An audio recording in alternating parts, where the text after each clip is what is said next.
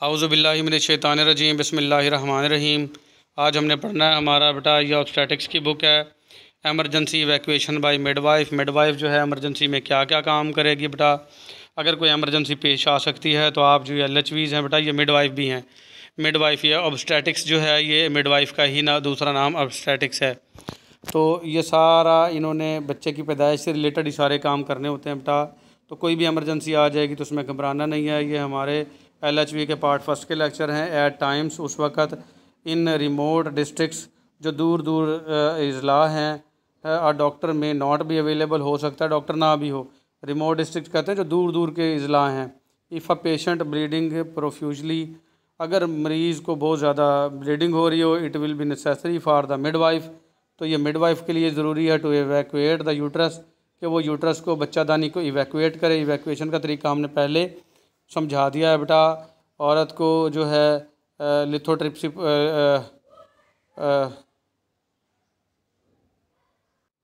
Lithotomy position में बेटा लिटाएंगे औरत को। लिथोटोमी पोजीशन कहते हैं दोनों लेग्स को ऊपर करना, और उसकी जो है अंदर जो भी चीज़ें फंसी हुई होंगी अंदर बच्चादानी के अंदर वो फिंगर से निकालनी है।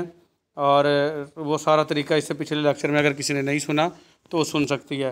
तो यहाँ पे दूर दराज के अजला हैं, यहाँ डॉक्टर तो होगा नहीं, तो मिडवाइफ ही डॉक्टर है, मिडवाइफ ही सारा काम करेगी। तो मिडवाइफ इवैक्यूएट करेगी यूट्रस को to save the patient's life, मरीज़ की ज़िंदगी को बचाने के लिए। The procedure to be adopted is as follow, ये जो तरीक़ाकार है इसको मुंदरज़ेल तरीके से फॉलो करेगी मिडवाइफ। क्या करेगी? गिव IM कहते हैं इंट्रामस्कुलर, गोश्त में टीका लगाएगी। एर्गोमेट्राइन का 0.5 मिलीग्राम का और इंजेक्शन ट्रांजामीन देगी 250 या 500 मिलीग्राम IV देगी। अगर ट्रांजामीन देगी तो IV इंट्रावेनस वेन में टीका लगाएगी, और एर्गोमेट्राइन देगी तो 0.5 मिलीग्राम देगी और ये इंट्रामस्कुलर लगाएगी। तो ये काम किसने करना है बेटा? मिडवाइफ ने करना है। एडमिनिस्टर टोराडोल IM, टोराडोल इंजेक्शन बेटा पेन किलर होता है, इसको इंट्रामस्कुलर ही देगी। ठीक है। ट्रांजामीन का काम और एर्गोमेट्राइन का काम खून को रोकना होता है। ब्लीडिंग हो रही है ना बेटा, ब्लीडिंग रोकनी सबसे पहले तो, क्योंकि मरीज़ की जान बचाने के लिए सबसे अहम हिस्सा कौन सा है? ब्लीडिंग को रोकना। तो ब्लीडिंग रोकेगी, फिर उसको दर्द रोकने के लिए टोराडोल देगी। Hands must be cleans and gloved, हाथ लाजमी तौर पर साफ़ हों और ग्लव्स पहने हुए हों। And obstetric antiseptic cream is poured over the perineum and hand, और जो एंटीसेप्टिक क्रीम है ऑब्स्टेटिक के लिए जो होती है वो लाजमी तौर पर उंडेलेगी। पोर का मतलब होता है उंडेलना बेटा। अगर एक बोतल है पेप्सी वगैरह की और उसको आप गिलास में डाल रहे हो तो उसको क्या कहते हैं? पोरिंग। तो किसी भी चीज़ से कोई भी दवा को गिराना उंडेलना पोरिंग कहलाएगा। तो पेरिनियम के ऊपर उंडेलेगी क्रीम को हाथ के साथ, और अपने हाथ पे भी लगाएगी। पेरिनियम क्या है बेटा? विजाइना की वो जगह जहाँ से औरत की जहाँ से बच्चे ने पैदा होना है, तो वहाँ पे वो क्रीम गिराएगी, अपने हाथ पे भी गिराएगी। Evacuation as described above is carried out, जो इवैक्यूएशन जो पिछले लेक्चर में हमने दी थी बेटा, लिथोटोमी पोजीशन में लटा के, और जो जो अंदर गंदा मवाद फंसा हुआ होगा उसको फिंगर से निकाल लेगी, तो वो लाजमी करेगी। फिर आ जाएगा ergometrine 0.5 milligram is given intramuscularly, उसके बाद फिर एर्गोमेट्राइन इंजेक्शन देगी IM after completion of evacuation, evacuation जब मुकम्मल हो जाएगी फिर देगी injection. If blood loss has been heavy, अगर खून का ज़िया बहुत ज़्यादा हो रहा है, and pulse rate is over 100 per minute, और पल्स रेट जो है दिल की धड़कन की रफ्तार 100 पर मिनट से ज़्यादा हो, तो 1 लीटर ऑफ डेक्सट्रोज, 1 लीटर जो है डेक्सट्रोज कहते हैं बेटा ग्लूकोज की, 5% is given as rapidly as possible, जितनी तेज़ हो सके उतना तेज़ देगी। इसमें ताकत होती है बेटा, ये मरने नहीं देगी पेशेंट को, और ताकत देगी 0.5% जो सा है इसको 5% डेक्सट्रोज यानी ग्लूकोज की बोतल लगा देनी है तेज़, जितनी तेज़ हो सके। अगर 100 पर मिनट से ज़्यादा उसकी पल्स रेट हो, तो पल्स रेट नॉर्मल रेट होता है बेटा 60 से 100 के दरमियान। 80 आ जाए, 72 आ जाए, 90 आ जाए, 95 आ जाए, 85 आ जाए, 86 आ जाए, तो ये नॉर्मल होती है। लेकिन 100 से ऊपर जाएगी तो लाजमी उसने ये डेक्सट्रोज वाटर लगा देना।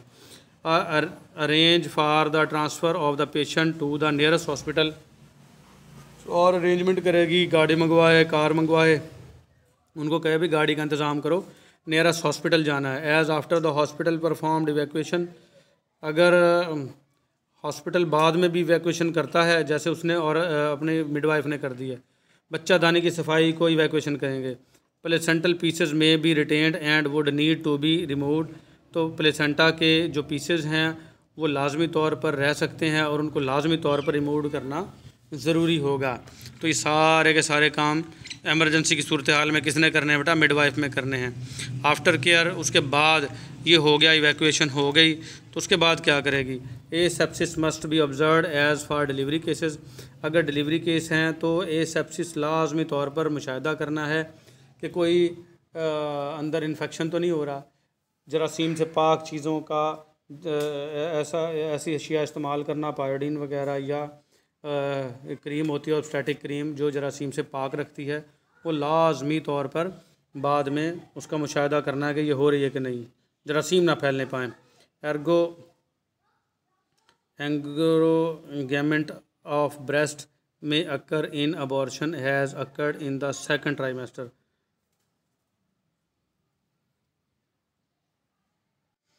तो बेटा ये एंग्रोगेमेंट जो है ना, ये छातियों के ऊपर अंदर से प्रेशर आना, दूध पैदा हो रहा होता है बेटा। सेकंड ट्राइमेस्टर होता है ना 3 से और जो 6 माह का जो दौरानिया होता है ना हमल का, अगर उसके दौरान बच्चा गिरा है ना, उसके दौरान अबॉर्शन हुई है बच्चे की, तो एंग्रोगेमेंट हो जाएगी। यानी औरत की छातियों पर दबाव हो रहा होगा, अंदर से दर्द हो रहा होगा कि दूध बनने की, और छातियाँ बड़ी भी हो जाएंगी। ठीक है, फिर आ जाएगा इसको lactation is suppressed with stilboestrol tablets. Stilboestrol tablet देंगे उसको ताकि जो है दूध का आना वो दब जाए, दूध ना आए। इसको लैक्टेशन इज़ सप्रेस, इसको कहेंगे लैक्टेशन का रोक देना, दूध का रोक देना। तो ये टैबलेट है बेटा, ये याद रख लेनी है आपने। ये मारूजियाँ बन सकती हैं कि ब्लड रोकने के लिए कौन सा इंजेक्शन है, दर्द के लिए कौन सा है, और दूध अगर आ रहा हो और एंग्रोगेमेंट हो रही है तो कौन सी टैबलेट देनी है। तो ये कौन सी है?